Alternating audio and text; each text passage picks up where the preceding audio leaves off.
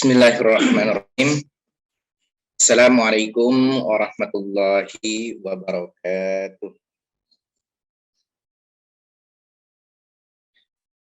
Alhamdulillah nahmaduhu wa nasta'inuhu wa na'udzu billahi min syururi anfusina wa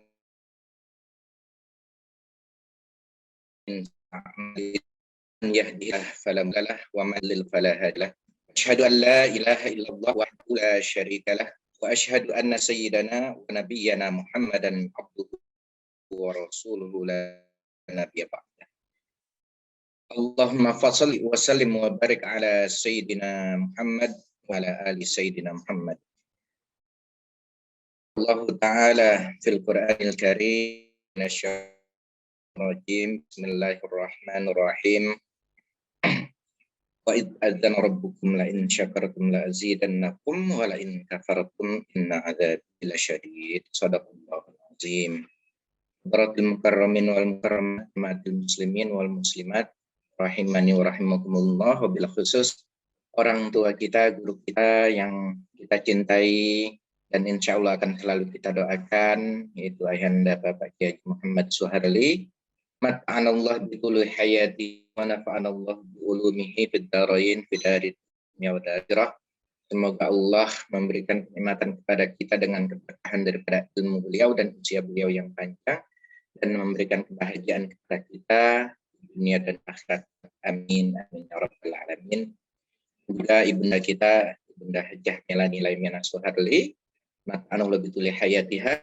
Semoga Allah Subhanahu wa taala manjangkan usia beliau dalam sehat wal afiat, dalam iman Islam dan dalam kebahagiaan hidup akhirat.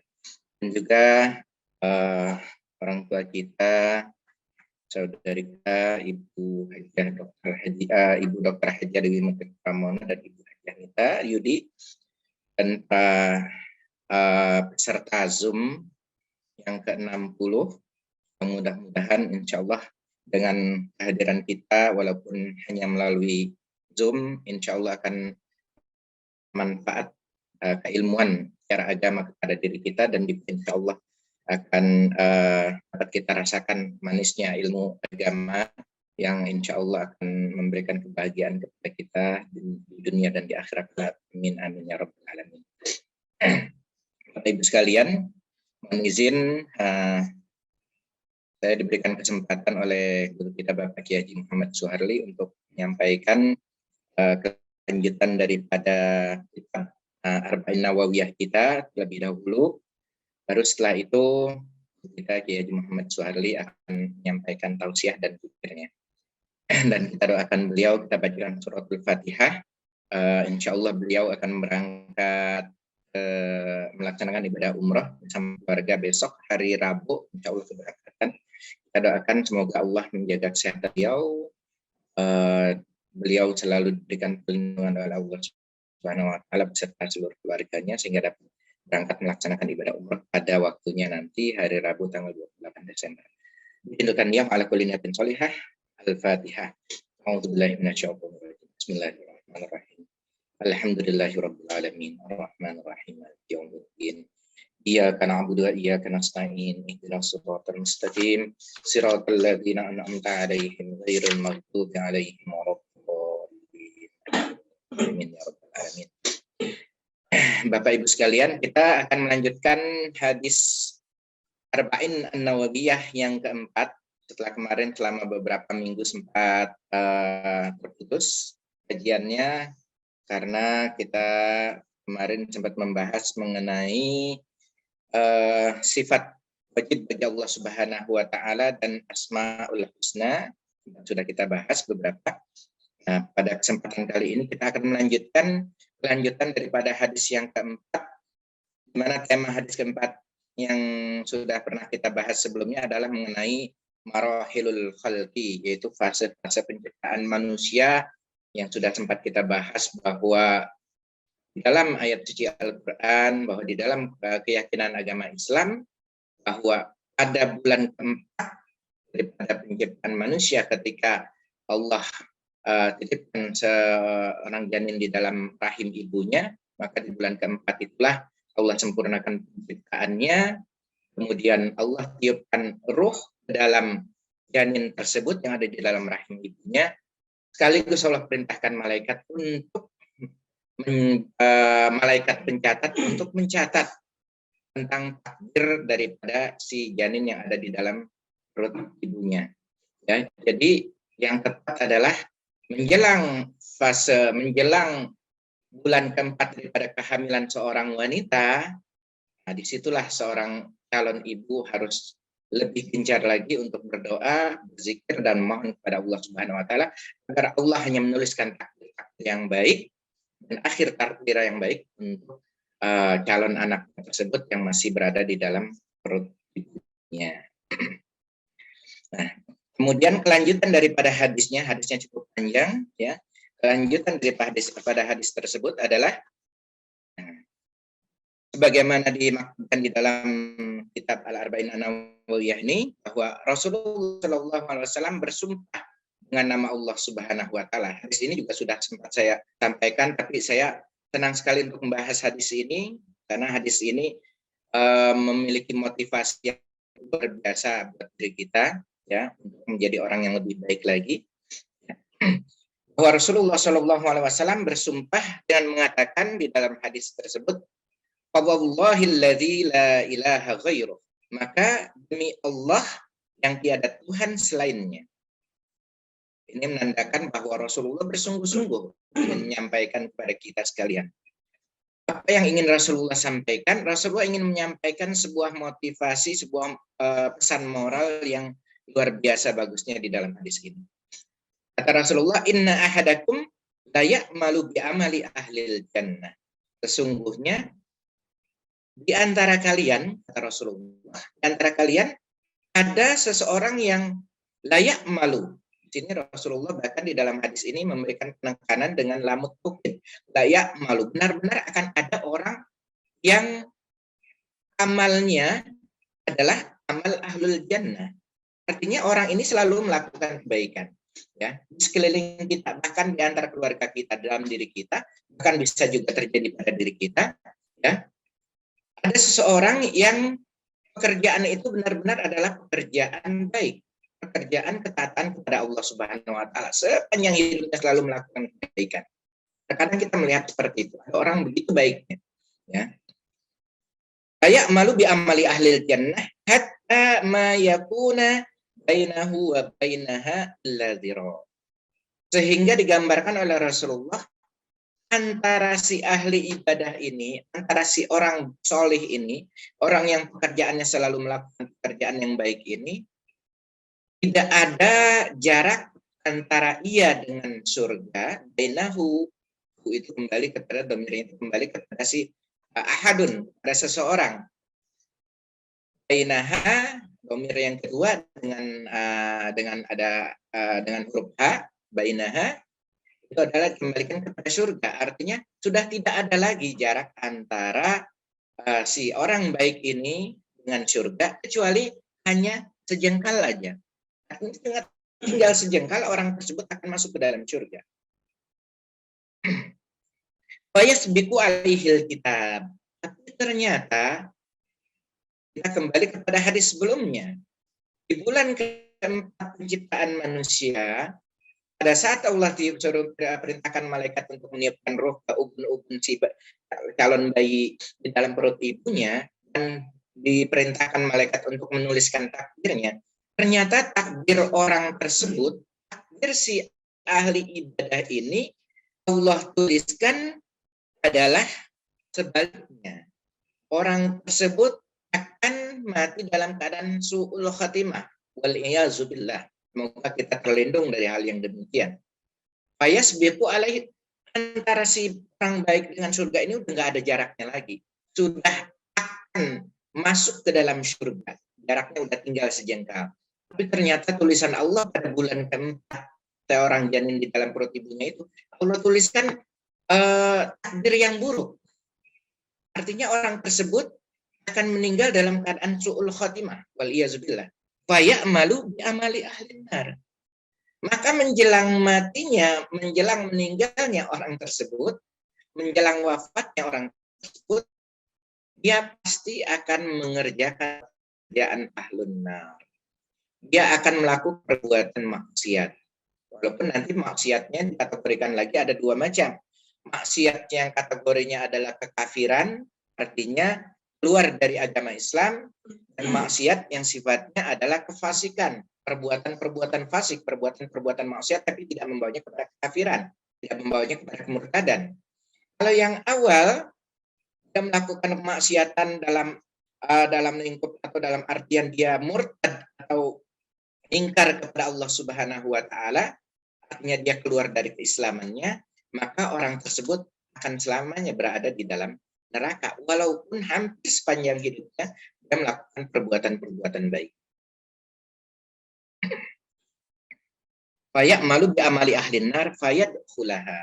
Maka sebelum menjelang wafatnya orang tersebut, karena takdir Allah yang Allah tuliskan adalah takdir buruk, orang itu meninggal dalam su'ul khatimah, meninggal dalam kemurtadan, meninggal dalam keadaan keluar dari agama Islam, maka dia akan melakukan perbuatan keingkaran kepada Allah dan dia akan masuk ke dalam neraka selamanya. Sedangkan orang yang Allah tuliskan melakukan kemaksiatan dalam akhir hidupnya tapi hanya dalam bentuk perbuatan-perbuatan fasik, bukan perbuatan kemurtadan atau keluar dari ajaran agama Islam, maka ia akan masuk ke dalam neraka, tapi nanti atas syafaat dari Rasulullah Shallallahu Alaihi Wasallam akan masuk juga ke dalam surga. Intinya tetap akan ada di surga. Mudah-mudahan kita tidak termasuk ke dalam dua kategori hamba Allah yang seperti ini. Itu yang pertama. Hadis ini menyampaikan pesan moral atau mengajarkan kepada kita agar kita berhati-hati. Jangan terlalu kepedean bahwa dengan ibadah yang kita miliki, dengan ibadah yang sudah begitu banyak kita lakukan, lantas kita merasa bahwa diri kita sudah aman dari takdirnya Allah Subhanahu wa taala. Belum tentu. Karena tidak ada satu orang pun yang tahu bagaimana takdirnya. Coba kita lihat sekilas, kita kembali kepada kisah tentang Abu Yazid Al-Bustami, seorang waliullah. Ya, selalu guru kita Kiai Haji Muhammad Suharli membacakan suratul Fatihah untuk beliau. Karena memang Abu Yazid Al-Bustami ini seorang waliullah yang akhlaknya begitu luar biasa. Dia waliullah, tapi di dalam hatinya dia tidak berani untuk mengatakan bahwa dirinya lebih mulia, lebih baik dari seekor hewan. Kenapa? Karena atas takdir Allah hewan tersebut bicara kepada Abu Yazid Al-Bustami. Suatu ketika Abu Yazid Al-Bustami bertemu dengan seekor anjing, dia berusaha menghindar. Takut terkena atau tersentuh jubahnya, takut tersentuh anjing tersebut. Khawatir anjing itu dalam keadaan basah, tersentuh jubahnya, maka akan terkena najis mughalazah, najis berat. Makanya dia sing-singkan, dia hindari anjing tersebut. Tapi atas izin Allah ternyata anjing itu bicara. Mengapa engkau melakukan itu Abu Yazid? Ya. Engkau jijik terhadap aku, engkau takut untuk tersentuh aku, karena aku ini hewan yang bernajis berat. Nah, maka kemudian Abu Yazid Al-Bustami merasa ditegur oleh Allah Subhanahu wa taala dengan perkataan anjing tersebut. Siapakah yang lebih mulia antara engkau dengan aku? Engkau manusia dan engkau akan mendapatkan hisab dari Allah Subhanahu wa taala. Artinya engkau bisa jadi masuk surga, tapi bisa jadi juga untuk masuk ke dalam neraka. Sedangkan aku seekor hewan, aku tidak akan masuk ke dalam neraka. Jadi siapa yang lebih mulia? Atau siapa yang akan lebih beruntung dalam kondisi seperti ini? Nah, merasa ditegur seperti itu, Abu Yazid Al-Bustami pun dia minta maaf kepada anjing tersebut. Ya, dan mengakui bahwa dirinya tidak lebih mulia dari siapapun di atas dunia ini. Bahkan terhadap seekor binatang pun dirinya ia tidak merasa lebih mulia dari seekor hewan. Ini adalah tingkatan tasawuf, tingkatan akhlak yang luar biasa tingginya. Ya, begitu. Nah, dengan hadis yang tadi kita bacakan tadi, seberapapun hebatnya ibadah yang pernah kita lakukan seumur hidup kita, tetaplah kita tawadhu, kita tetap merendahkan diri kita di hadapan Allah Subhanahu wa taala. Kenapa? Karena kita khawatir. Ternyata yang Allah waliyazubillah, yang Allah tuliskan takdir kita pada bulan keempat ketika kita berada di dalam janin perut ibu kita adalah tulisan akhir yang buruk waliyazubillah untuk diri kita. Ya. Kita mohon perlindungan dari Allah Subhanahu wa taala dari keadaan takdir yang demikian. Jadi tetaplah kita merendahkan hati kita di hadapan siapapun, ya. Walaupun kita ini seorang ahlul ilmi misalnya, kita belajar ilmu sekian puluh tahun, kita belajar di universitas Islam yang terhebat di dunia, ibadah kita luar biasa, sedekah kita luar biasa, tetap kita merendahkan diri di hadapan Allah Subhanahu wa taala dan di hadapan orang lain, karena belum tentu takdir kita adalah husnul khatimah. Kemudian yang berikutnya, kelanjutan hadis berikutnya adalah wasani wa inna ahadakum, lanjutan dari hadis yang tadi, wa inna ahadakum la ya'malu bi amali ahlin nar hatta ma yakuna bainahu wa bainaha illa dira' fa yasbiqu alaihi alkitab fa ya'malu bi amali ahlil jannah. Sebaliknya, akan ada di antara kalian seseorang yang sepanjang hidupnya pekerjaannya adalah amalu ahlin nar, ya'malu bi amali ahlin nar. Selalu perbuatan maksiat, selalu kemungkaran, sehingga jarak antara dia dengan neraka itu sudah nggak ada jaraknya lagi, kecuali hanya sejengkal. Artinya sejengkal lagi orang ini pasti akan masuk ke dalam neraka. Tapi ternyata qadarullah, takdir Allah, ada usia 4 bulan di kandungan ibunya, ternyata Allah memerintahkan malaikat untuk menuliskan takdir baik orang tersebut di akhir hidupnya. Maka ia akan meninggal dalam keadaan husnul khatimah. Malu di amali ahlil jannah. Di akhir hidupnya, menjelang akhir hidupnya, dia akan mengerjakan pekerjaan perbuatan ahlul jannah, perbuatan baik, perbuatan ketaatan kepada Allah. Dia bertobat kepada Allah Subhanahu wa taala. Ya, seperti kisah yang pernah disampaikan oleh guru kita, seorang wanita yang memberikan minum seekor anjing pada saat kehausan. Kemudian, bukan, ceritanya lain. Ceritanya tentang seseorang yang sudah membunuh 99 orang, dia datang kepada seorang guru untuk mengajarkan dia bertobat kepada Allah, tapi ternyata tidak diterima, maka dibunuhlah si ustadz yang ke-100 ini, dibunuh olehnya, sehingga ia sudah membunuh 100 orang. Dan dia datang kembali kepada guru yang benar-benar akan mengajarkan dia kepada kebaikan, maka disuruh bertobat dan disuruh pindah ke negara atau ke tempatnya orang-orang soleh. Pada saat ia akan meninggalkan tempat kemungkaran menuju ke perkampungan orang-orang soleh, takdir Allah, ia meninggal dunia di dalam perjalanan. Padahal ia belum melakukan kebaikan apapun. Tapi ia sempat bertaubat kepada Allah Subhanahu wa taala, maka Allah terima taubatnya. Dan ternyata takdir orang itu yang sepanjang hidupnya melakukan keburukan, takdir akhirnya dia adalah meninggal dalam husnul khatimah. Maka Allah masukkan ia ke dalam surga. Dan ini bisa terjadi pada siapapun, bahkan termasuk pada diri kita. Kepada siapapun. Ya. Jadi di hadis yang kedua ini, di hadis yang berikutnya ini, mengajarkan atau memberikan pesan moral kepada kita, agar kita jangan suka memandang rendah orang lain. Ketika melihat orang lain ada yang melakukan keburukan, jangan kita benci orangnya.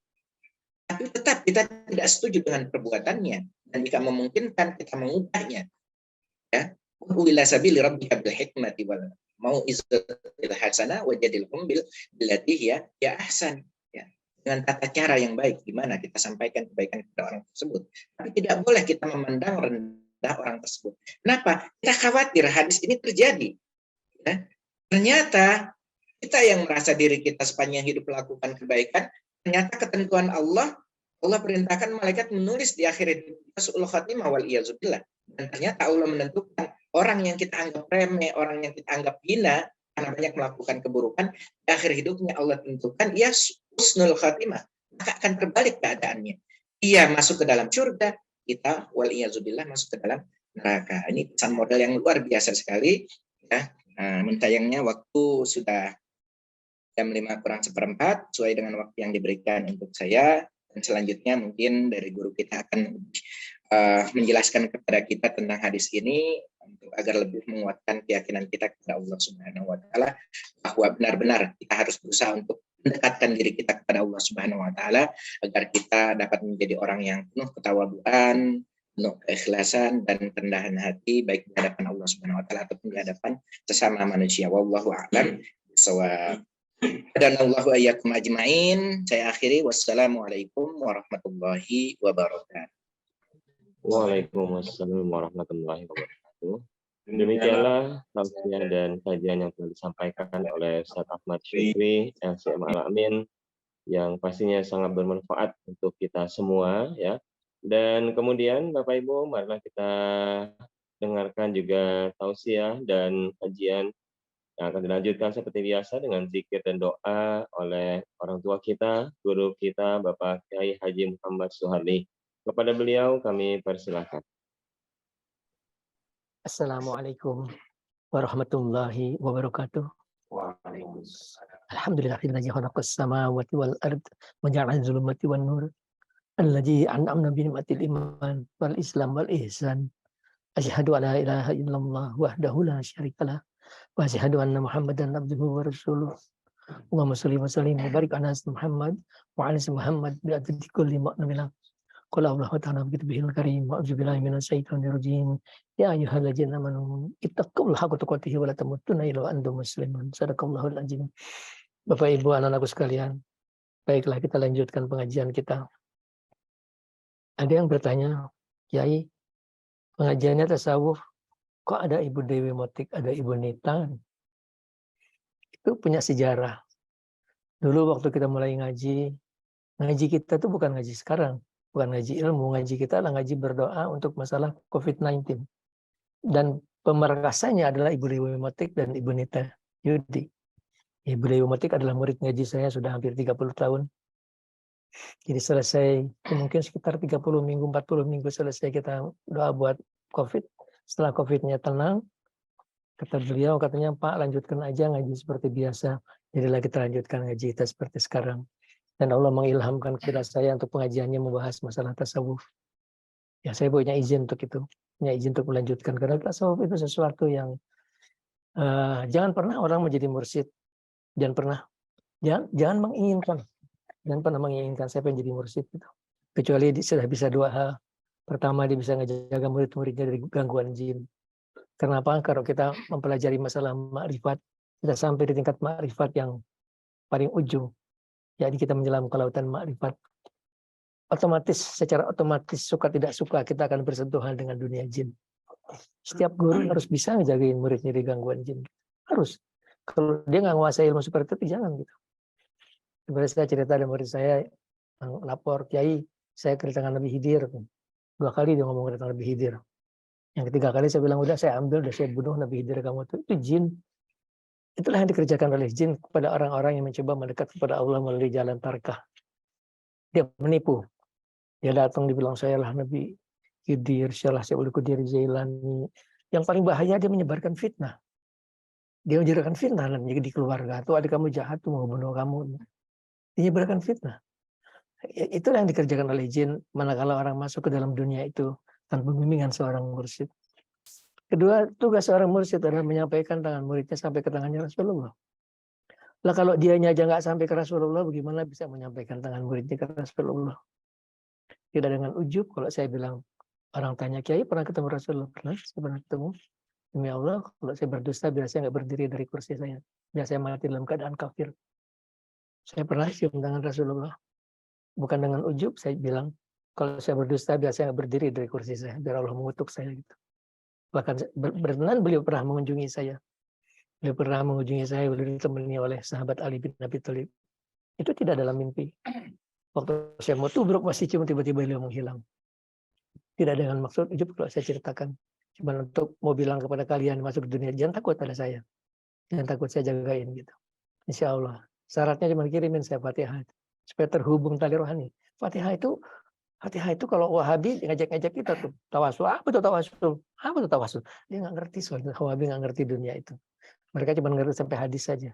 Mereka nggak ngerti yang Nabi mengajarkan ilmu-ilmu yang khusus yang mengangkat orang derajatnya menjadi para wali Allah. Itu untuk menghubungkan tali rohani. Tali rohani seorang murid akan terhubungan dengan gurunya pada saat dia mengirimkan Fatihah dan ada syaratnya.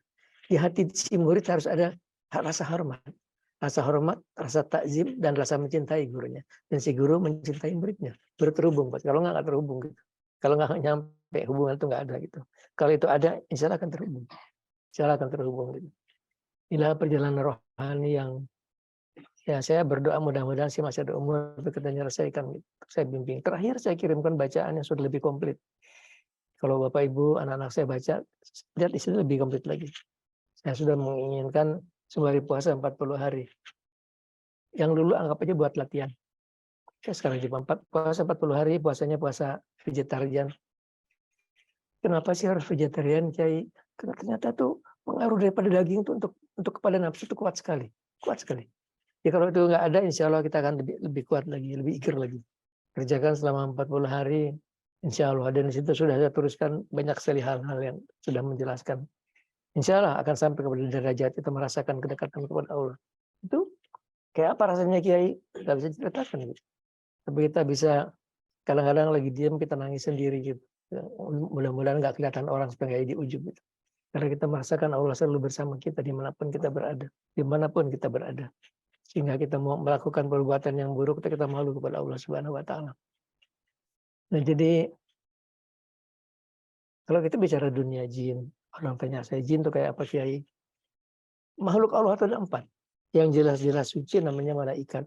Yang jelas-jelas jahat namanya setan. Yang 2 lagi adalah manusia dan jin adalah makhluk yang dihitung. Wa ma khalaqal jinna wal insa illa liya'budun. Dijadikan manusia untuk ibadah kepada Allah Subhanahu Wa Taala. Jadi 2 makhluk ini kalau dia takwa kepada Allah, dia akan melebihi derajatnya malaikat. Kalau dia durjana, dia akan lebih rendah derajat dari setan. Dia lebih jahat dari setan gitu.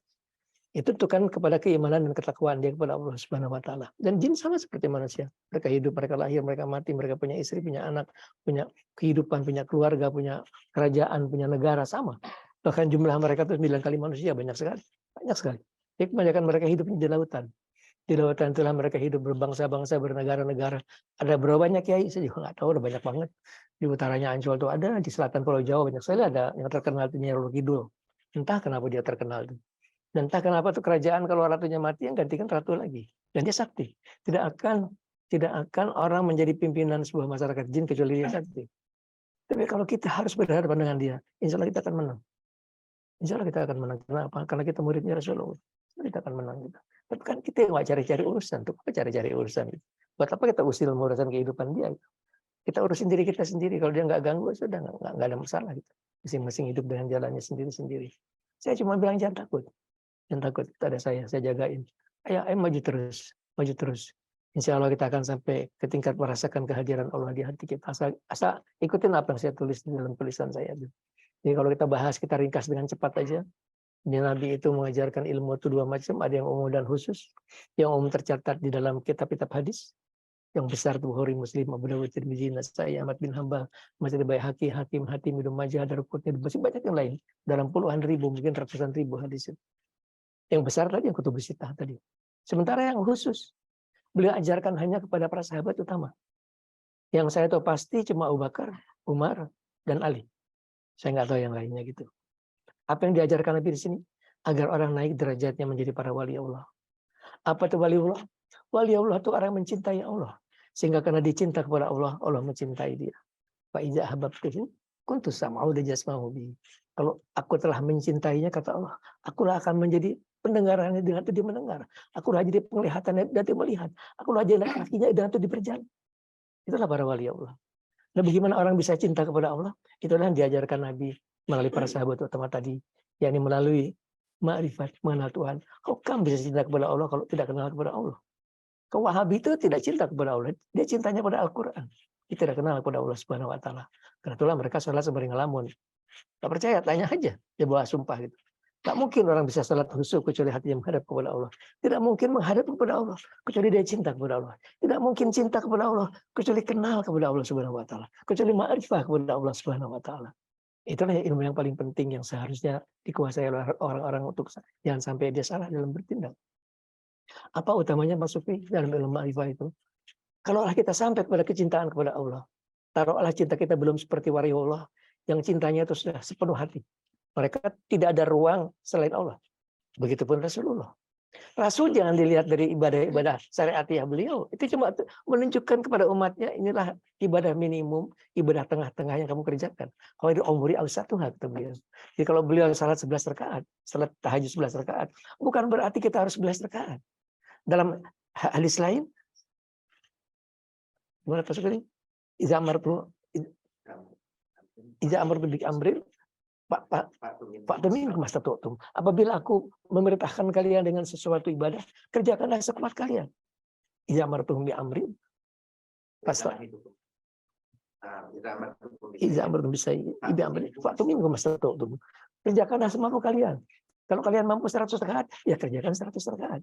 Kalau sekarang Wahabi bilang kalau kita 100 rakaat salat tahajud, dia bilang bid'ah. Itu lebih ngerasa lebih hebat dari Nabi, itu katanya lebih hebat dari Nabi. Salah kok 100 rakaat. Tadi dia tidak menghayati hadis Nabi yang tadi. Kalau kalian perintahkan, aku perintahkan, kerjakan semampu kalian, kata Rasulullah. Dan Nabi itu ibadah utamanya bukan ibadah syariat yang seperti itu. Ibadah itu 24 jam hati beliau sujud kepada Allah Subhanahu wa taala. Itulah ibadahnya para wali Allah. Para wali Allah kebanyakan mereka diam, mereka tidak kelihatan salatnya. Seakan mereka tidak pernah sholat. Nah kita sholat 5 waktu aja sholatnya hatinya kabur kemana-mana. Nah, mereka itu 24 jam hati itu lepas dari Allah Subhanahu Wa Taala. Kalau lepas sesaatnya mereka merasa bersalah, mereka merasa berdosa. Selalu dalam hadirat Allah, selalu diam tunduk, selalu sujud kepada Allah Subhanahu Wa Taala. Itulah kata Imam Ghazali, kamu di depan seorang wali Allah duduk aja lebih utama dari 1000 rakaat sholat. Karena orang melihat mereka dengan pandangan kasih sayang. Jadi kita tadi bicara soal dunia jin. Jin sama, dia lahir, dia hidup, dia mati. Umurnya panjang. Umurnya sampai 300 tahun. Dan mereka sama, ada yang Islam, ada yang Kristen, ada yang Yahudi. Dan kebanyakan yang kafir. Kebanyakan yang kafir. Jadi kalau data penipu itu kebanyakan kafir. Itu mereka pintar banget. Pintar banget. Kalau soal pengetahuan, Masya Allah mereka pintar sekali. Buat menipu itu pintar sekali. Orang akan tertipu. Kalau tidak ada mursyid yang membimbing, dia akan tertipu. Jadi kita sampai kesimpulan kemarin, kita bahas masalah bahwa apa yang diajarkan dalam tarekat kita membagi masalah ma'rifat kita ke dalam 3 tingkatan. Allah mengilham kepada saya sebuah pelajaran ma'rifat yang paling mudah, yang sistematis, karena orang-orang murid-murid saya itu pintar-pintar gitu. Sistematis karena membagi ke dalam tingkatan. Tingkatan paling rendah itu mengenal Allah secara ilmiah, mengenal Allah secara nama dan sifatnya, sudah dibahas oleh Pak Sukri. Kemudian di atasnya mengenal Allah dengan akal kita, dengan tafakur. Oh ini hebat sekali. Tafakur saat khairin min ibadah sana. Tafakur sesaat lebih hebat dari ibadah setahun. Luar biasa. Ibadah setahun kalah oleh tafakur sesaat. Ya latihan tafakur.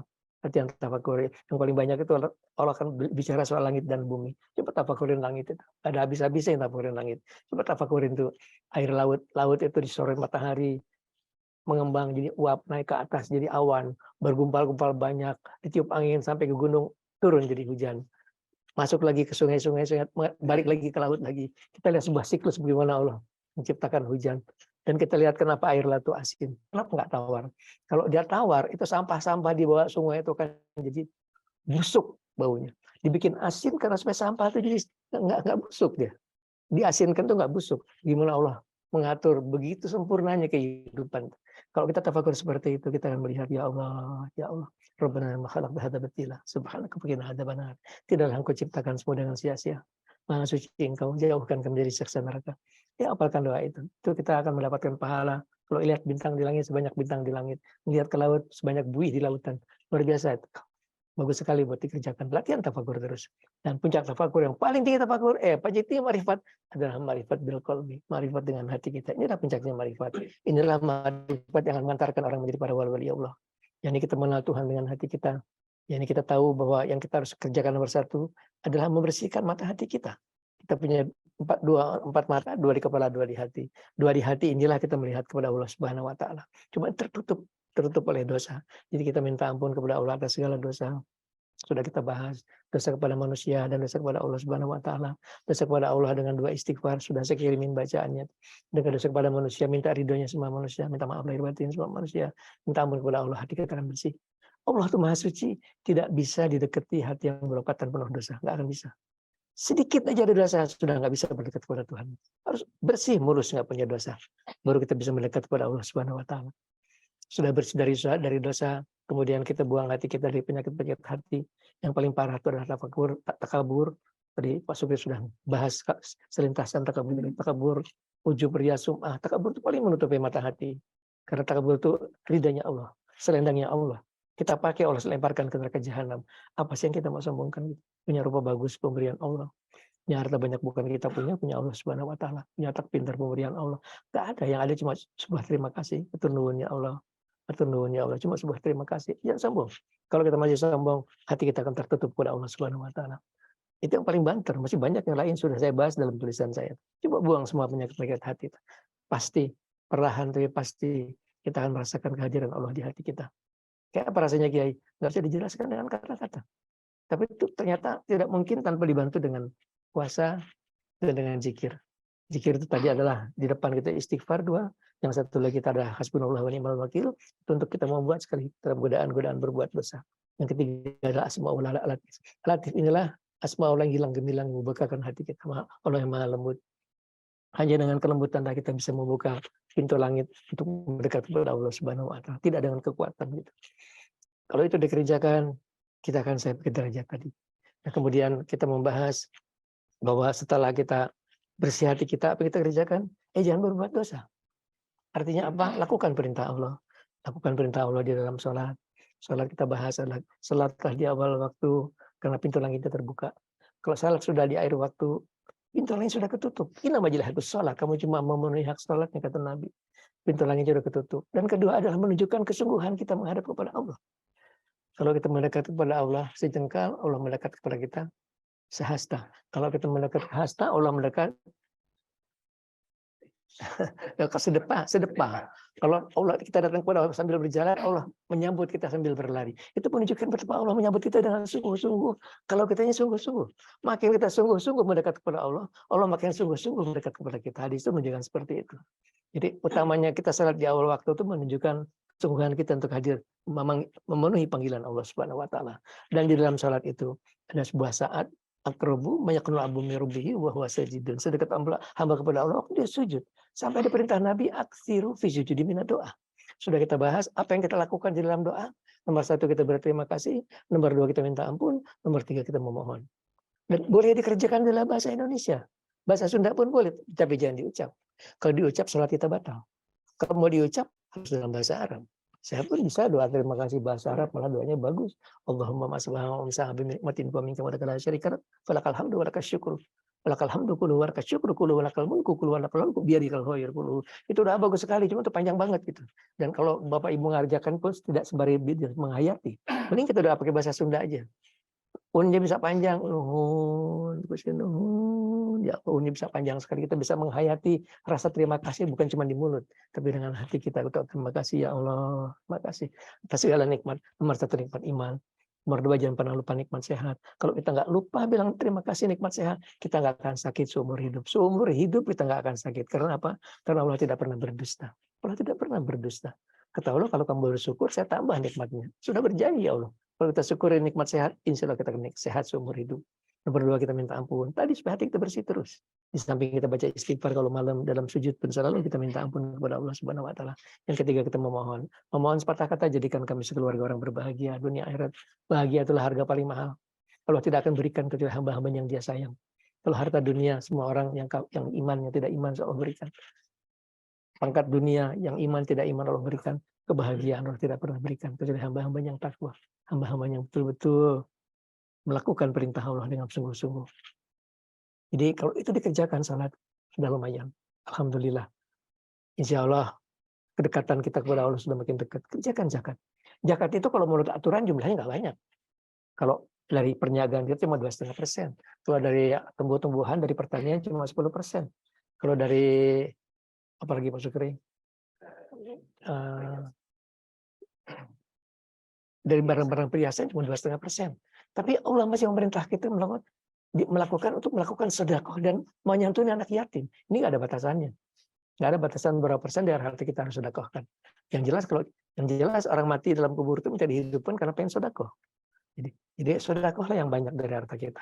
Berapa persen Kiai? 10%, 20%, 30% kalau mampu. Apalagi sekarang zamannya orang lagi susah. Ya sedekah. Di hari akhir dalam kubur kita akan bergembira melihat hasil sedekah kita tadi.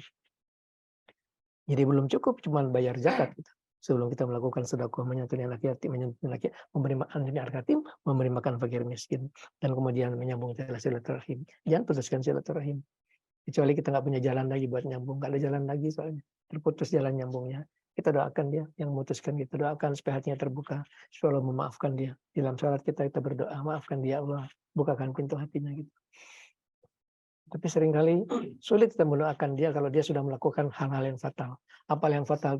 Kalau sudah durhaka kepada ibu, itu susah sekali untuk kita bukakan pintu hatinya. Kalau ibunya sudah nangis sampai yang gerung-gerung gitu, susah sekali gitu. Sudah susah sekali. Meskipun masih bisa, masih bisa. Saya masih bisa tunjukkan jalannya gitu. Kalau dia tidak tinggi hati buat datang ke saya bisa tunjukkan jalannya untuk dia tobat kepada Allah Subhanahu Wa Taala. Yang paling bahaya seperti itu, Pak Sukri, orang seperti itu. Yang paling bahaya itu nanti di akhir hayatnya. Ini cerita Mbak Mangli. Di akhir hayatnya itu, yang datang ke dia tuh teman-teman jin yang tadinya ngakunya wali Allah. Dia punya teman jin, saya lah wali Allah, saya siap Qadir Jailani, saya lah Nabi Khidir. Di saat sakaratul maut, mereka datang tuh mau mencelakakan malah dicekek, disakitin, dipaksa mengucapkan kalimat-kalimat kafir. Kalau nggak ngikutin disakitin, seperti itulah. Itu yang bahaya di setelah imannya akan lepas. Yang paling bahaya dia akan mati dalam keadaan kafir. Padahal keadaannya dia luar biasa hebat. Ini seperti lilin yang menerangi orang banyak, tapi dia hancur lebur. Gitu. Kita berlindung dari Allah untuk seperti itu. Yang penting kita harus dengan hati yang seperti Pak Sukri bilang, dengan hati yang penuh tawadu, dengan hati yang penuh kerendahan hati, dan tidak pernah lupa berdoa. Karena Allah masih memberikan kita sebuah senjata doa. Doa. Jadikan kami orang selamat dunia akhirat, dan Allah tidak pernah berdusta. Tidak Allah menakdirkan kita mengucapkan sebuah doa dalam sebuah hadis kecuali Allah sudah siap mengabulkan doa kita. Itu hadis banget. Bagus banget. Tidak Allah mengilhamkan sebuah doa kecuali akan mengabulkan keinginan kita. Yang kita minta apa sih? Yang kita minta adalah berikan kami kebahagiaan dunia akhirat. Ya. Jadi saya, Pak Sukri, saya sudah lebih dari 30 tahun, setiap tahun saya jarak ke Wali Songo. Sejak tahun 87. Gak pernah putus kecuali pandemi kemarin. Orang-orang Wahabi bilang saya kafir, bid'ah. Apa yang saya kerjakan di sana? Di sana saya berzikir, berdoa, saya baca Fatihah, baca Ikhlas, Al-Falaq, An-Nas, Tahlil, Tahmid, Takbir. Kemudian saya sampaikan pahala saya bilang doa, ya Allah sampaikan pahala bacaan saya ini kepada si Mbah ini, kepada Mbah Sunan Gunung Jati. Pertanyaannya, apakah ada manfaatnya buat Mbah Sunan Gunung Jati? Nggak ada, dia sudah jadi wali Allah. Dia nggak perlu dikirimin pahala-pahala seperti itu. Tapi dia senang. Dia senang, wallahi dia senang. Sama seperti kita. Anak kita buat 1 martabak pun kita senang. Kita bisa beli 10.000 martabak. 1 juta martabak semuanya bisa kita beli. Tibakan 1 kita senang. Kita senang bukan karena martabaknya. Tapi karena nilai-nilai kasih sayang. Anta ma'aman ahbab, kata Nabi. Aku mau bersama orang yang kamu cintai. Dan wallahi, kalau saya doa, Allahumma inna nas'aluka ya Allah, saya memohon kepada engkau. Bukan Mbah minta ini, Mbah minta itu. Allahumma inna. Tapi wallahi, kadang saya dengar aminnya Pak Sukri. Amin. Kata beliau. Amin. Aminnya itulah yang menggoda saya untuk saya selalu mau datang. Karena aminnya wali Allah tidak pernah ditolak oleh Allah Subhanahu Wa Taala. Allah tidak pernah menolak aminnya seorang wali Allah. Itulah saya selalu datang setiap tahun. Saya cuma menungguin aminnya. Yang kita minta apa sih? Kita nggak minta jadi konglomerat. Wallahi, dikasih jadi konglomerat juga nggak mau. Allah tanggung jawabnya berat banget itu. Wallahi nggak mau. Nggak mau jadi menteri. Wallahi suruh jadi menteri juga nggak mau. Kita cuma mau selamat dunia akhirat.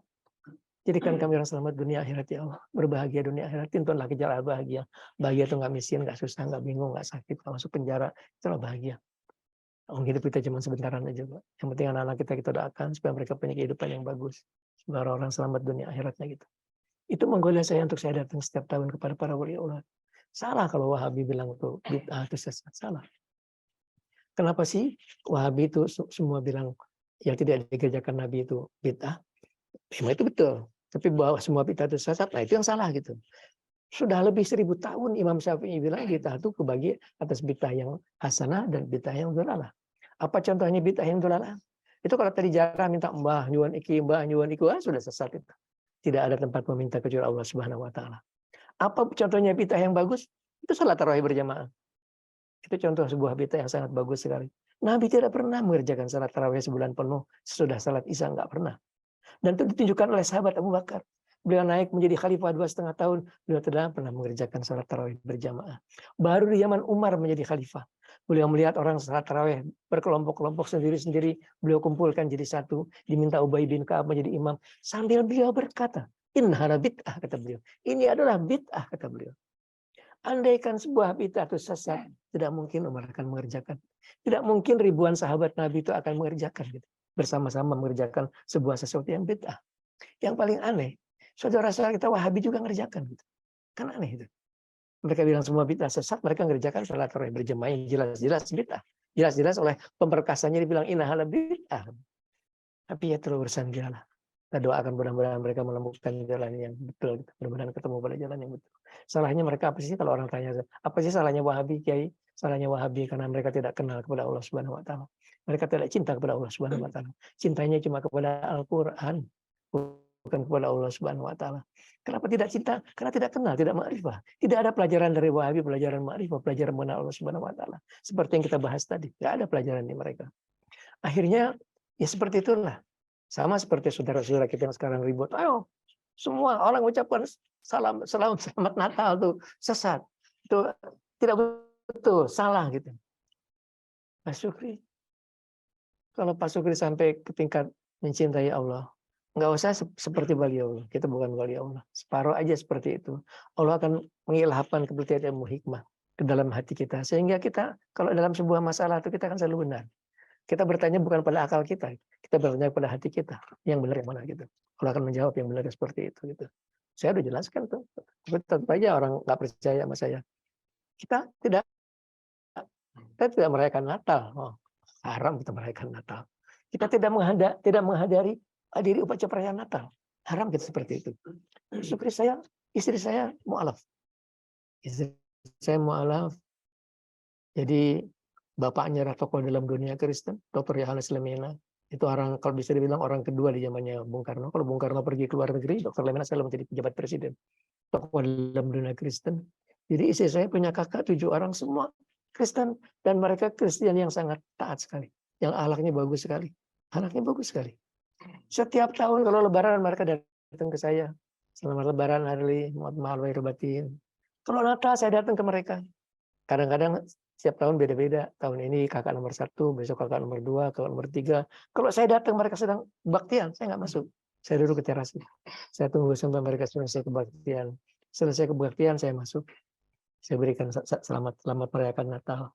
Itu sudah saya kerjakan sudah 48 tahun. Dan umur saya sudah 75 tahun. Sudah 48 tahun saya kerjakan seperti itu. Kalau yang saya perbuatan itu salah, nggak mungkin saya ketemu Rasulullah. Coba tanya tuh Wahabi, tanya tuh orang-orang yang ribut bilang Natal itu sesat. Pernahkah mereka ketemu Rasulullah? Saya nggak yakin mereka ketemu Rasulullah. Pernahkah mereka mencium tangan Rasulullah? Saya nggak yakin mereka pernah mencium tangan Rasulullah. Pernahkah Rasul berkunjung pada dia? Saya nggak yakin gitu. Saya pernah. Sekarang coba bilang, siapa yang lebih disayang oleh Nabi? Saya atau dia? Gitu.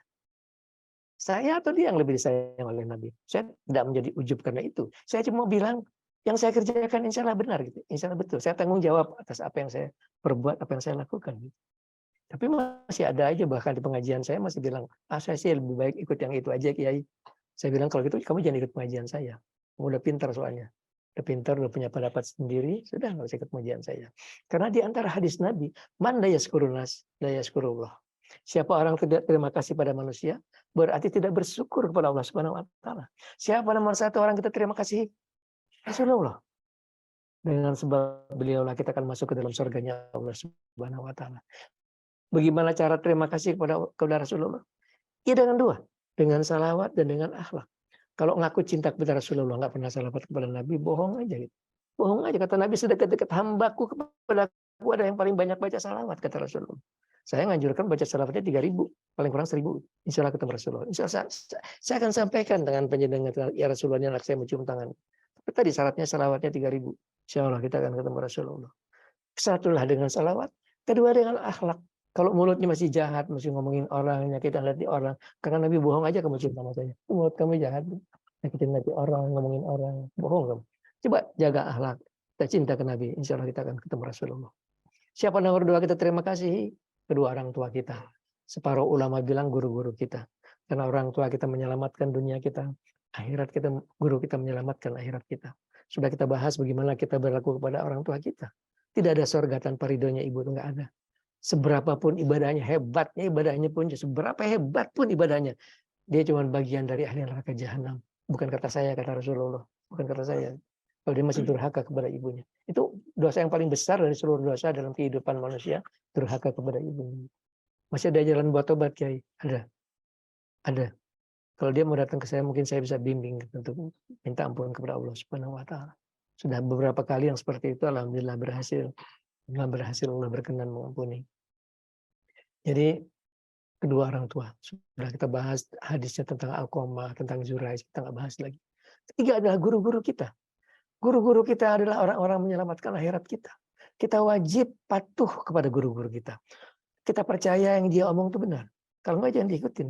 Jangan diikutin. Kalau kita sudah percaya dia benar, dan setiap guru itu, seperti saya bilang tadi, menyelesaikan masalah bukan dengan akalnya, dengan hatinya. Sebab dia tanggung jawab kepada Allah Subhanahu wa taala. Setiap kali mengeluarkan sebuah fatwa, tanggung jawab kepada Allah Subhanahu wa taala. Akal kita sering berdusta kepada hati kita. Kalau tanya hati kita, kita sedang bertanya kepada Allah Subhanahu wa taala.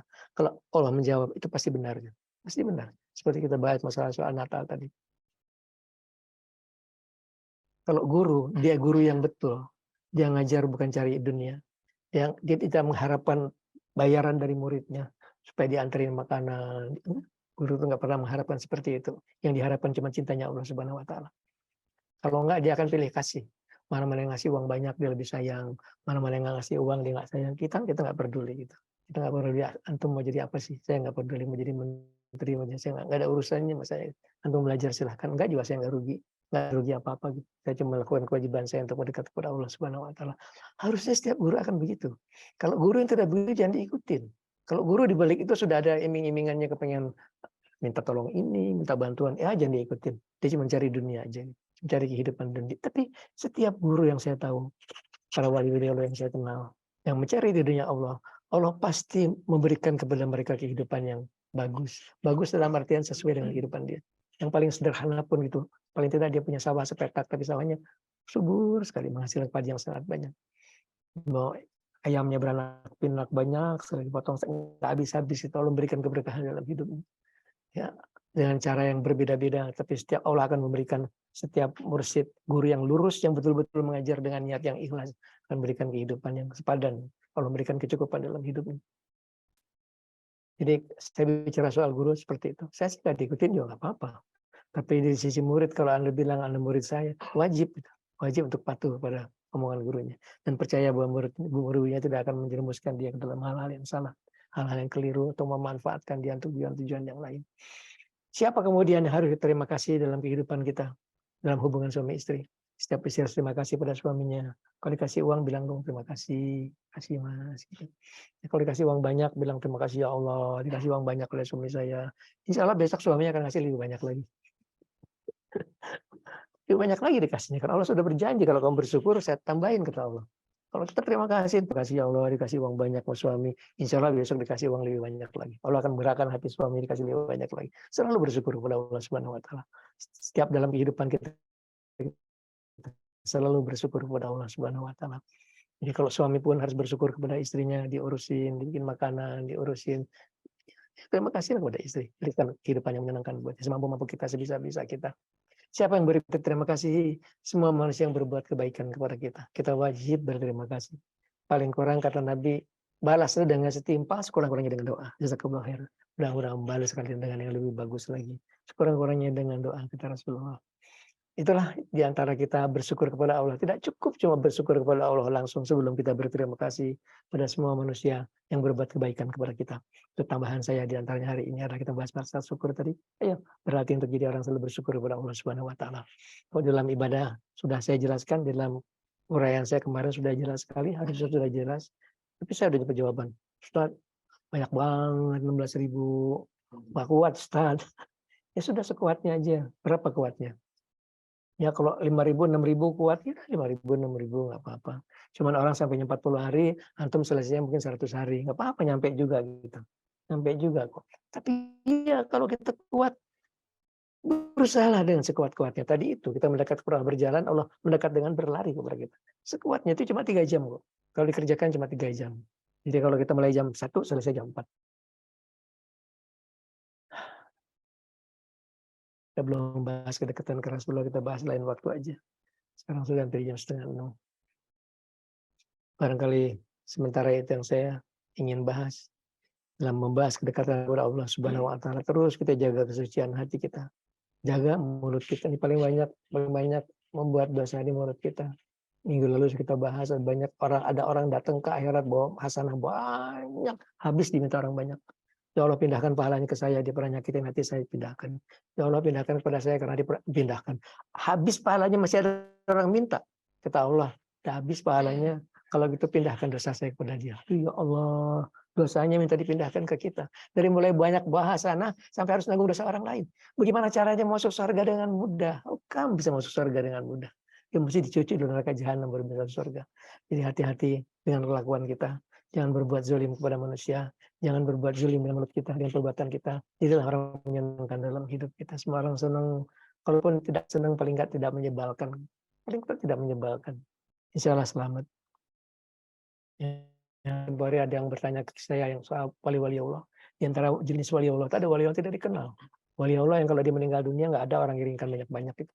Nggak dipuji, nggak dimintain doa.